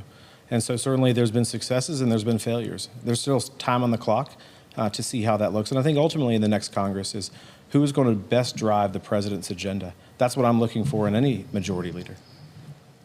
And finally, Mr. Norman, the question to you, would you vote for John Thune to remain Senate Majority Leader? You have 30 seconds. Well, here's what I would do with John Thune. I would sit down with him when I get in the Senate and say, Mr. Thune, here's the problem I have with why you're not taking up the Save America Act to verify elections. If you're not going to do that, I'm going to work hard to secure the votes to replace you. And you tell them what you will do and then be upfront with them. That's how you do in the business arena. That's what I will do with him. He started out a good man. He's lacking a little bit of courage, which a lot of them are. And you got to remember, who's going to replace him? Who can get the votes? I will work to get that conservative to replace him if he won't come around. All right. Alicia. Candidates, we're going to stay with our quick questions here. So we all know it's been a whirlwind couple of weeks for many of you. Many of you here in front of me have lost a dear friend in the late Senator Lindsey Graham. We didn't think we'd be here. We didn't think we'd be here on this stage tonight, but we are. So this one final question I have for you. If you do not win, do you promise to support your nominee? It's a quick answer. Mr. Sanford, we're going to start with you. I do. Mr. Fry? Absolutely. Mr. Norman? Absolutely. All these guys are better than the best Democrat. They're socialist. Yes, I would easily do that. Mr. Lynch? Absolutely. As a Republican, we have to have unity in the party. All right.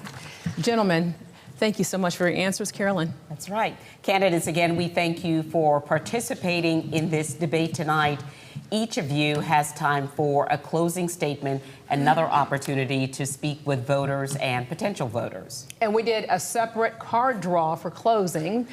Mr. Lynch, we're going to start with you for your first closing statement. You have 30 seconds. Yes. I started this race. I ran and filed back in February of 25. We're here to finish it. I'm not just jumping in.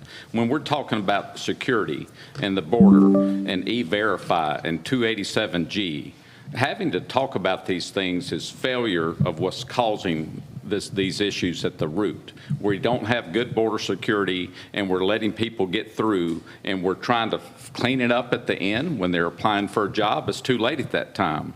I'm a businessman. I know how to attack things that are causing issues on the front end so we don't manage at the back end. And that's what I'll do at the U.S. Senate. This isn't a foolish, silly event. This is serious. It's very serious to me what's happening to this country, and that's why I threw my name in the hat to run, because I was called by God and the people of South Carolina. I'm the outsider. I'm a businessman. The career politicians that are here haven't done anything with these issues, and I will. Your time has expired. Mr. Sanford, you have 30 seconds. Yeah, I would just say at the end of the day, this race comes down to a lot more than numbers. It comes down to affordability that we've talked about tonight. It comes down to the American dream and whether or not our children and grandchildren will be able to afford it. And it comes down ultimately to results, and that's what I think I bring uniquely. If you look at the results when I was governor and us turning around spending, I've seen it happen before. I saw it happen when I was in Congress. 3 of the 50 years that the budget tax have been balanced, I happened to be there. I've seen it. It can be done, and I would ask for your help in allowing me to represent you in the United States Senate, because, again, at the end of the day, this is about the affordability that we struggle with, the numbers that are keeping us from getting there. Mr. Fry, your closing statement. You have 30 seconds. Right now, you at home, all of South Carolina, are feeling the pinch. You're feeling the pinch at the gas pump. You're feeling the pinch at the grocery store. You're feeling the pinch when you want to buy your first home or save for your child's education. I know what that feels like because I've lived it. I am not from wealth. I didn't inherit anything. And so you want somebody in your corner. You want somebody to fight for you. I am that fighter. President Trump needs allies in the Senate to fight for you every single day, to tackle these tough issues, and not just vote the right way. Make sure that you deliver conservative results. It's important for the next generation. I'm Russell Fry, and I humbly ask for your vote on August the 11th. Mr. Norman, you have 30 seconds. You know, on August 11th, we're going to elect somebody to be the United States Senator for 6 years. If you were hiring a doctor to operate on you for 6 years or a pilot to fly your plane for 6 years, you'd want to know everything about him. I'm the only one on this stage where my resume is my record by any means, and this is where it separates me from anybody on this stage. I've got the conservative high marks from every agency. That's why I have the people that I do, Senator Scott and Senator Lee, who are backing me. All that to say is I'm proud of it, and I will take that to the United States Senate, and we'll try to get this country back on track. We've got a spiritual warfare going. Now it's good against evil, and I'll be glad to lead that charge. I ask for your vote on August 11th. Thank you, candidates, for all your answers tonight. Thank you for watching. Remember, we have our post-show debate after this. We want you to stay with us. And also remember, early voting begins tomorrow, August the 5th, and runs through Friday, August the 7th. You can vote at your designated early voting location Monday through Friday from 8:30 in the morning to 5 in the evening. Carolyn. Again, candidates, thank you very much. And thank you for your team and your families for being a part of this and for supporting your campaigns. We also want to remind everyone that the election is set for 1 week from today, August 11th. Remember, many polling locations have changed, so you want to make sure that you double check your locations to make sure that you are the right place. They make it easy for you. Go to scvotes.gov once again to check your polling location. Again, we invite you to stay with us for our post-debate show. It's coming up in just a couple of minutes on our WCBD TV streaming platform. Again, candidates, thank you very much for your time, for your participation in this very important process. And to our viewers and readers and listeners, thank you for being a part of this as well. Thank you and good night. All right, we have been watching the South Carolina Senate debate hosted by WCBD2, Nexstar affiliate in South Carolina. A lot of interesting takeaways there. Obviously, the elephant not in the room was the Trump-backed candidate, Darlene Graham. Because of her Senate duties here in Washington, D.C., she was unable to participate tonight. But we got to hear from the other four candidates in this race, the other candidates who were not endorsed by Donald Trump. So let me go ahead and bring back in Gabrielle Carciolo. She is here in studio with me. And Robbie Suave, co-host of Rising, also here with us. I'll ask Gabrielle, first here in studio, just for your thoughts on what we heard tonight. Well, I think what really stood out to me was how similar all of these candidates were. I don't think anyone did a particularly great job at distinguishing themselves from everyone else. They started off by asking candidates how they would be different than the late Senator Lindsey Graham. Everyone said they would focus less on foreign policy and more on domestic policy and affordability and the national debt. And I think that was the theme throughout the night, where there was really a lot in common and not a lot different about these candidates. Robbie, what did you make of what we heard tonight? Yeah, I feel similarly. These are Republicans who have pledged to enact the agenda of Donald Trump. They're in a Republican primary contest, and support from Trump matters. And the person who has Trump's support is Darlene Graham, who obviously did not participate in the debate tonight, but we heard from her the day before. And what we heard is that, if anything, she is more committed to, closer to President Trump in terms of policy than her late brother. Lindsey Graham, of course, very close with Trump on a personality level. But she said right off the bat, I'm going to do everything I can to get the SAVE Act passed, including ending the filibuster. That's hewing closer to Donald Trump than her brother did.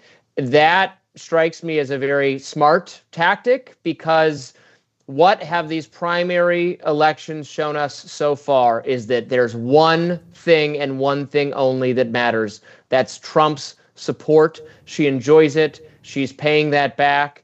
And these other people who would, honestly be perfectly fine, better than fine Republican candidates in any primary anywhere, as long as Trump gave them that affirmative nod, they'd be fine because it's not any differences on policy.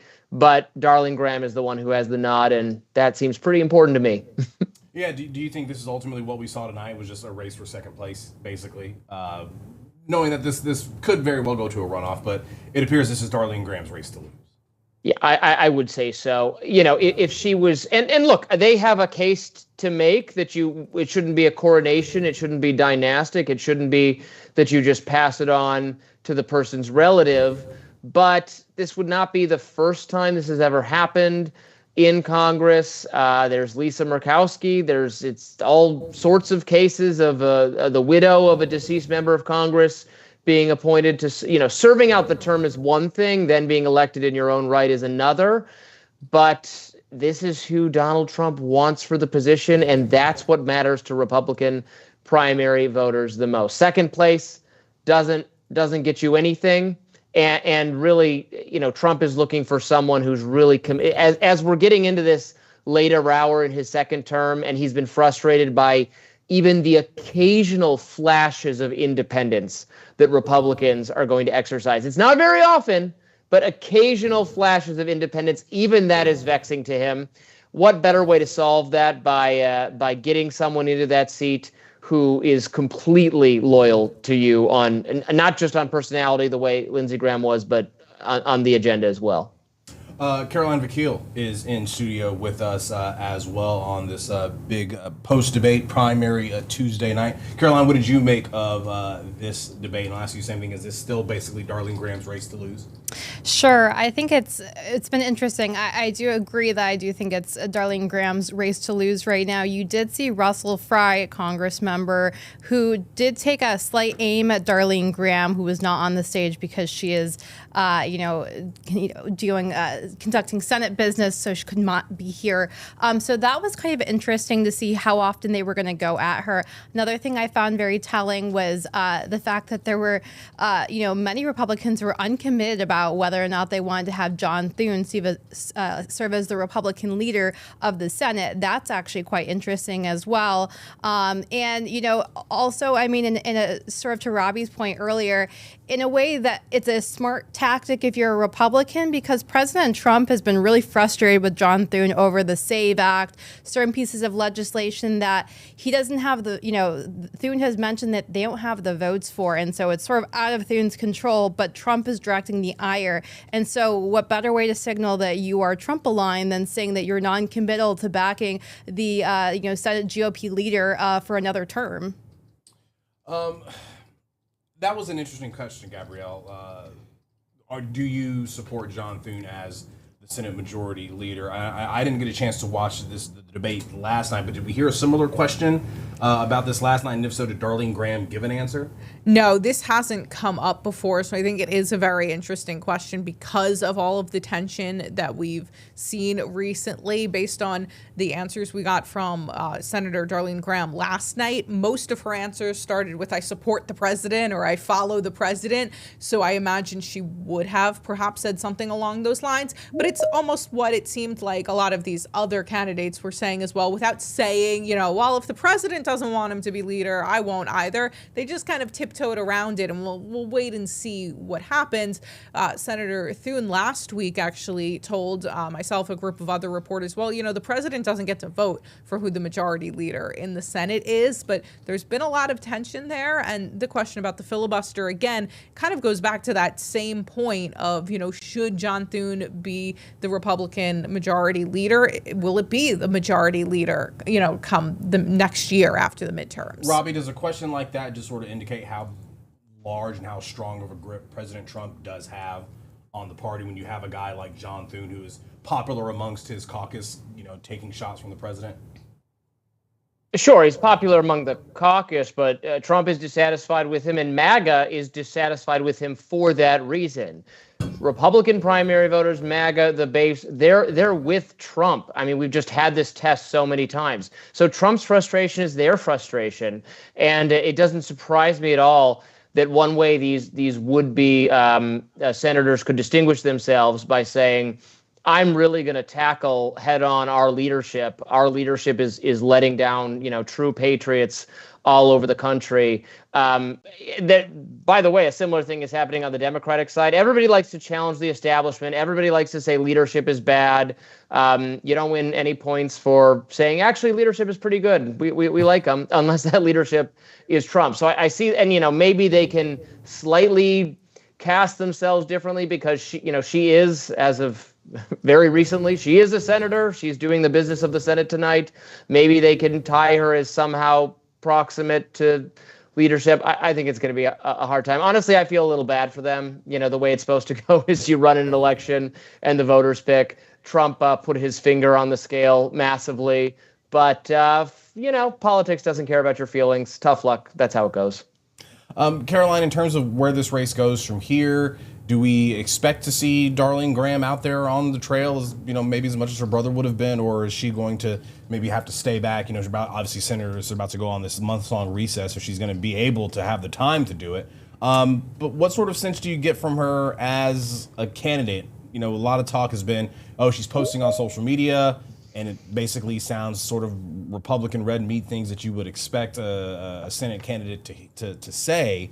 But does she have to get out there a little bit more, let people get to know her and get to know what her experience has been, given that she lacks it from a legislative standpoint? Sure. I think primary voters, they are the grassroots. They are the base of the party. They want to see you out on the campaign trail. They want you taking their questions. They are going to scrutinize you. And even though she has Trump's endorsement, even though she is the sister of the late senator, she still has to prove to these Republicans that she is also worthy of being considered for a full term. And so, with these kind of grassroots folks on either side, they want to see you working the ground on the campaign trail and winning their votes. And I would also say, too, South Carolina is particularly notable here because it's an early presidential primary state. And so the way that they think about candidates is going to be a little bit different than in Illinois, than, a Texas, where they have been used to culling through candidates. And so if you are not ready to hit the ground running and talking to base voters, that's going to hurt you. But it is interesting because early voting starts tomorrow, runs Wednesday through Friday. The Senate is in session this week, and then the election's Tuesday. She was busy, of course, with the funeral for her brother and all of that. So there hasn't been that much time to actually get out there and get on the campaign trail. We expect this to go to a runoff, so there would be more time between the August 11th primary and then the expected August 25th runoff to actually be out there on the campaign trail, since the Senate's not in session during that period of time. But she hasn't had that much time to go meet voters in person just because of the nature of these circumstances. Maybe it's a recency bias here, Robbie, but Senator Graham just passed away, his sister taking this seat. After the primary, and maybe it goes to a runoff, do you think there's much national attention paid to the race for Senate in South Carolina come November, or is it just going to go back to, well, it's South Carolina, of course a Republican is going to win? Even this is maybe a little formulaic at this point. Trump's support is just such a decisive factor.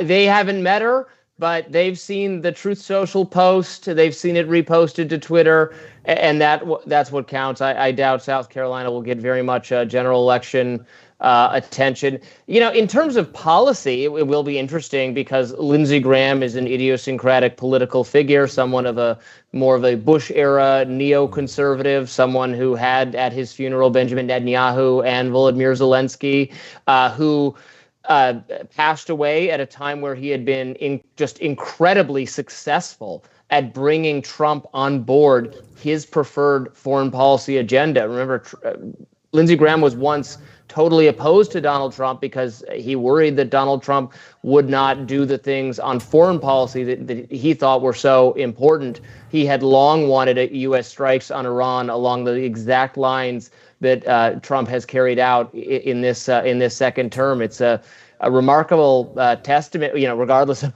what you think of him or whether you agree with it. It's really impressive act of playing the long game, politically speaking, and killing him with kindness and bringing the president over to his positions. A president who ran on no new wars, getting more involved in the Middle East, largely due to Graham's influence. Now, is she going to have a policy portfolio like that? Obviously not, right? She's new to this. She doesn't have international connections, or I think that's obvious. Whether she ever, steps into, tries to fill those shoes in any way, will be interesting to see. But I do think, I hate to try to predict, but it seems like a foregone conclusion to me what's going to happen. What do you think, Gabrielle? Well, I think, she has said she's not going to be as focused on foreign policy as her brother is. Like all of the candidates said at the beginning of this debate, they're going to be different than the late senator because they're going to focus more on, these national affordability, the national debt, things like that. But when it comes to the president's endorsement, he put out another truth today. So he endorsed her a couple of weeks ago after she was appointed to the interim position, and it was unclear when she was first appointed whether that was just going to be fully interim or if she might choose to run. The president endorsed her and she jumped in the race. He again posted on Truth Social, again saying that she has his complete and total endorsement. She will never let you down, in all caps, as he's been out on Truth, and that does carry a lot of weight. So even if she's not able to get out and campaign as much, or if she doesn't have this record to run on that some of the other people do, a couple more Truth Socials from the president might be all she needs. I think also Trump's kind of keenly aware of the fact that he had an upset in the South Carolina gubernatorial primary when his, preferred pick, Lieutenant Governor Pamela Yvette, lost to Alan Wilson, the South Carolina Attorney General, in the runoff. Of course, he kind of made a last minute, sort of double endorsement to sort of say that both of them were winners. But I think he's also sort of keenly aware that he doesn't want to tarnish that, endorsement track record in the state too. Yeah, I mean, I'm curious now because part of the other legacy of Lindsey Graham was his ability to form relationships. And we know when it comes to politics, when it comes to elections, money matters. So it'll be interesting to see if Darlene Graham maybe carries herself in the same way that her brother did. Very outspoken, very gregarious. You mentioned having Volodymyr Zelensky and Benjamin Netanyahu at his funeral. Bipartisan sort of well wishes for him. So many Lindsey Graham stories that are out there. It's big shoes to fill for Darlene Graham if she ultimately does win this seat. But she's got to win it first. And so I am curious if you're the Democrats, Caroline, I asked Jerome this earlier in Sophia Vento. Is there an opening here? Is there a chance perhaps that Democrats can make some inroads and sort of use the Lindsey Graham legacy against Darlene Graham? Sure. I mean, I think, sort of a couple things here. With Lindsey Graham, I think Democrats have to be a little bit careful because, of course, the senator died while in office. So you do have to be a bit careful about not trying to, make light of something devastating that happened to a, sitting member of office. At the same time, though, they are going to feel bullish naturally because they see this as, a very rare opportunity, an open seat where they could try to take advantage of the political environment. Feels very much like, 2018, where they think they've got a chance. Act Blue, I think, at one point had Annie Andrews, the Democratic Senate nominee, as having a really good, a couple of weeks ago. But I also do think that South Carolina is so still reliably Republican that it's going to be hard for Democrats to really be able to shift that momentum. Having an open seat makes it easier than running against Lindsey Graham. But that being said, the political math still remains much of the same in South Carolina. So it's going to be an uphill battle for them. All right, you guys, you're watching the post-debate coverage of the South Carolina debate. Stick with us because right afterwards we are jumping straight in to data nerds and the primaries that are going on. Of course, the big one that everybody is watching is the Democratic race for Senate in the state of Michigan, Abdullah Syed and Haley Stevens going one-on-one. So we're going to get right into that as soon as we reach 8:30. But we still got about 15 minutes or so to talk about the debate that we just watched. And I believe, Tom, we can go ahead and bring in Blake Burman, host of The Hill, which you can watch every weekday here on NewsNation. Blake, I know you're getting primed and set for Corey. Big Michigan primary, but just real quick, if I can get your thoughts, and I'll just ask it this way. Is this basically Darlene Graham's race to lose, knowing that she has her brother's legacy behind her and President Trump's endorsement?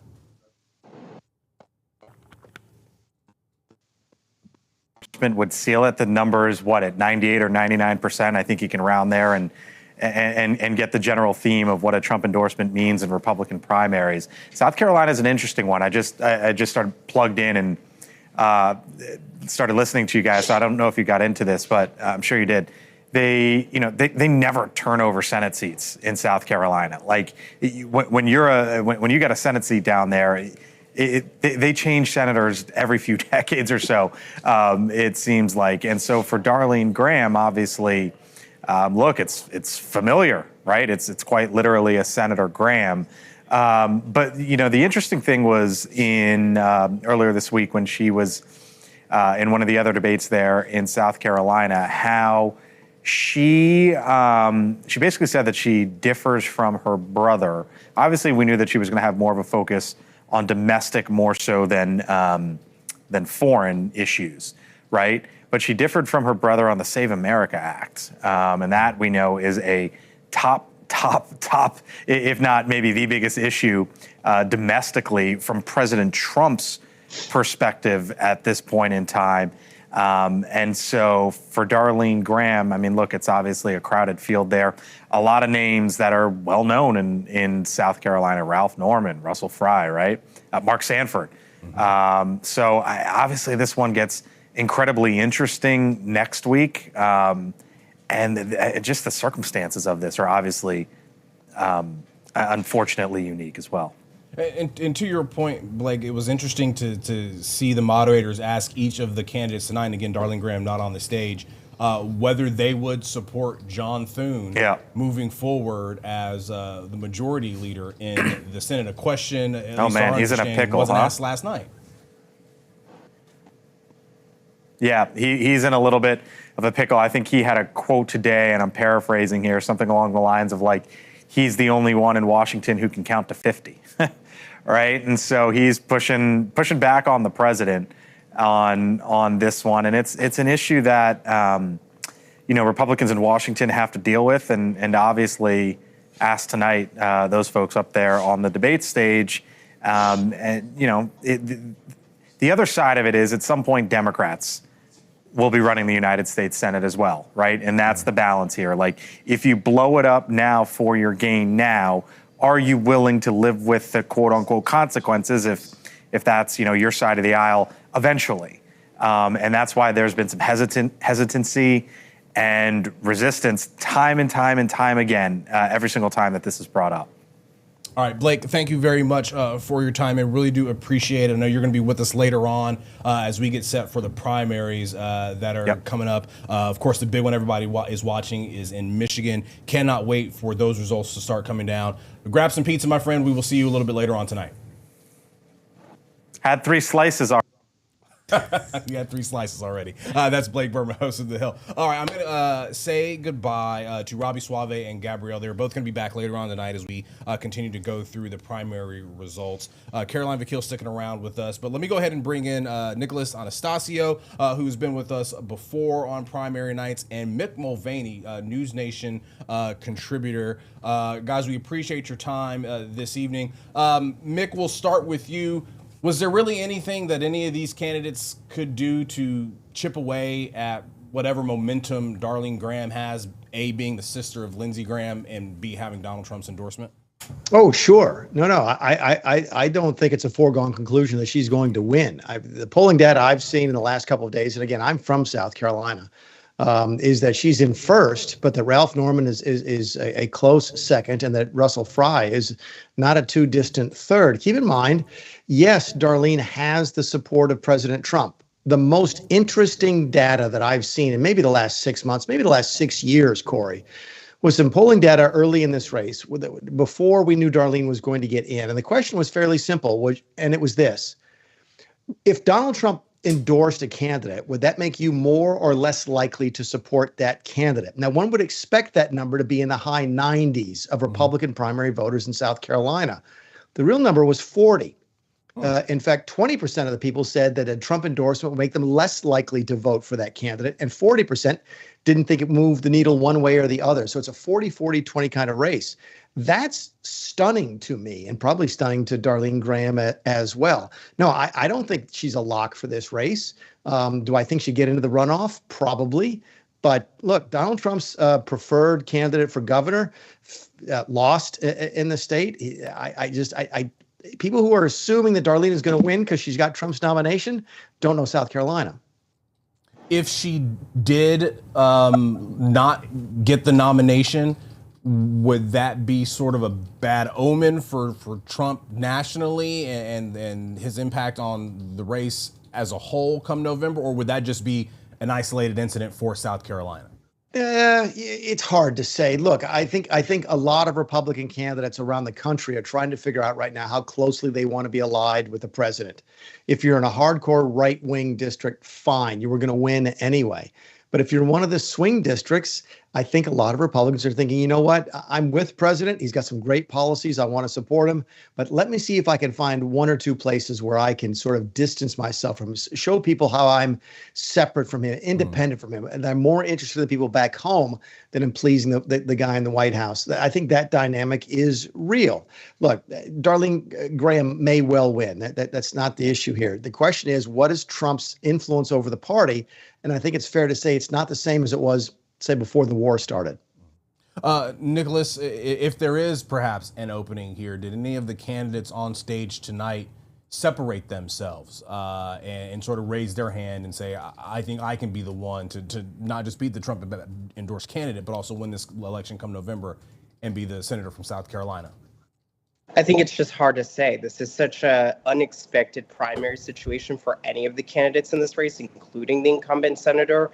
Pretty much we're at a point where it's just get your candidacy out as much as possible, especially for the congressman. Obviously, Norman has been able to get his name out during the gubernatorial election, but ultimately he lost in the primary, and that's something he's going to still have to deal with voters who didn't approve of his candidacy. Many of the candidates in that election did not come out with a lot of happy campers. In many ways, that's why it would have been difficult for the lieutenant governor to get in this race and really make a name for herself. Same thing for Representative Nancy Mace.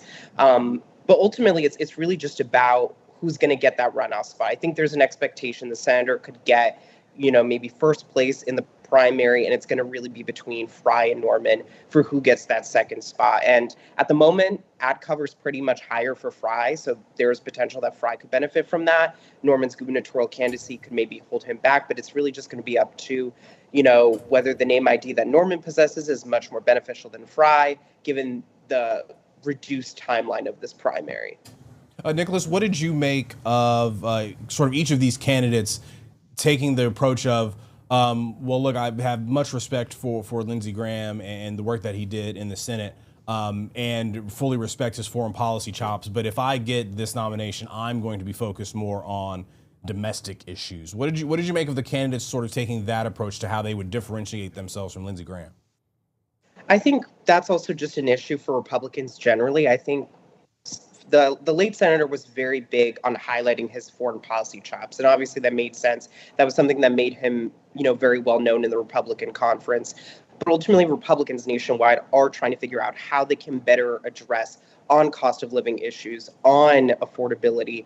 And I think for a lot of those candidates, they're trying to keep that in mind and also trying to move forward. I think that's why you see those interesting divides, especially with Congressman Fry, when it comes to data centers. That's a very salient issue, whether you're a Democrat or a Republican. There are voters, grassroots, that have very tenuous feelings about data centers. And so I think it's less of a reaction maybe to Graham. I think obviously the hope is to not give Lynch or, a fringe figure their own pathway and just kind of give them a big chunk of the vote.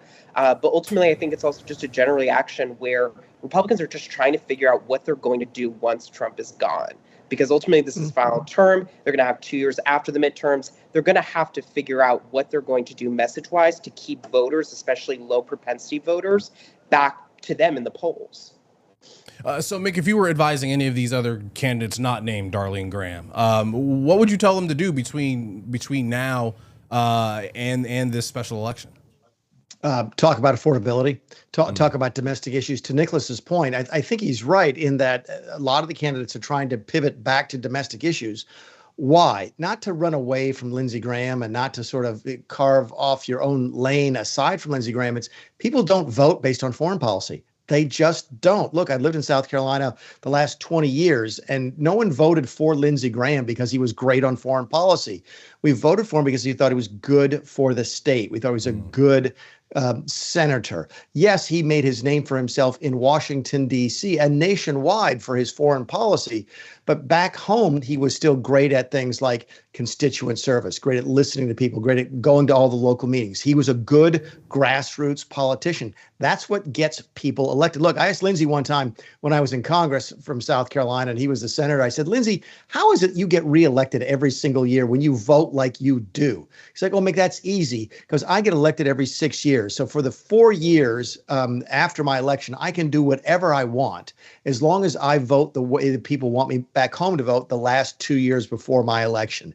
He understood that and knew that those last 2 years, he needed to focus on the issues that were critical to people back home. And right now, affordability is the issue back home, not, say, the war in Ukraine. How powerful, Mick, for somebody who's lived in South Carolina for so long, how powerful is the name Graham in the Palmetto State? You know, it's solid. I mean, it's not Strom Thurmond, but I mean, look, Strom Thurmond's kid lost to Tim Scott back when they ran for Congress in 2010. So no, we don't look. Everyone wants to like Darlene, and we want her to succeed. I think that a lot of us were a little bit surprised that she decided to run for the seat. I, for one, thought it was a really classy move on behalf of Governor McMaster to make her to serve out the rest of the term. We all thought, and I think this goes without exception, she was going to be the placeholder and wasn't going to run for the seat herself. Now that she is, I don't care what her last name is, she has to compete with everybody else. You know, these are serious politicians on the stage with her, and she has to prove that she's got what it takes to play that role. She's got a little bit of a background she can sell. There's no question about it. She worked for the Agency for the Blind here in the South Carolina for, say, 20, 25 years, ran a pretty good organization from everybody I've talked to. But look, this is the United States Senate. This is not high school, student council president. This is the real deal, and she has to convince people that she's got the sort of the gravitas to do this job, and she's got a very short period of time in which to do that. Nicholas, what do you make of this? I mean, after this primary is run, and maybe we go to a runoff, a lot of attention going to be paid to the South Carolina Senate race come November, or is this still just a very ruby red state? It's still a very ruby red state. I mean, Annie Andrews, the Democratic nominee, has benefited from a lot of fundraising, but she fundraised on Lindsey Graham's name. Ultimately, yes, she got a lot of, grassroots donors coming her way following the senator's death. The big question is, does she keep that up? And is this the kind of race to pay attention to? But Democrats would be keen to maybe pay attention to the battleground races and maybe stay away from some of these opportunities. I mean, in 2020, this was the race where a lot of money went to the Democratic candidate, Jamie Harrison, former DNC chair now. But ultimately, he wasn't able to pull it out. He was able to maybe get a few points better than Biden, but it was just a lot of money that potentially could have gone to other Democratic candidates to help them in their races.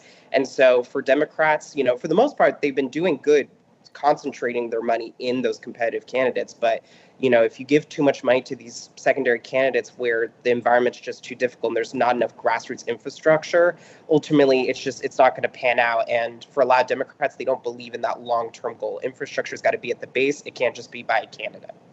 Yeah, Cory, if I may, Nicholas is absolutely right.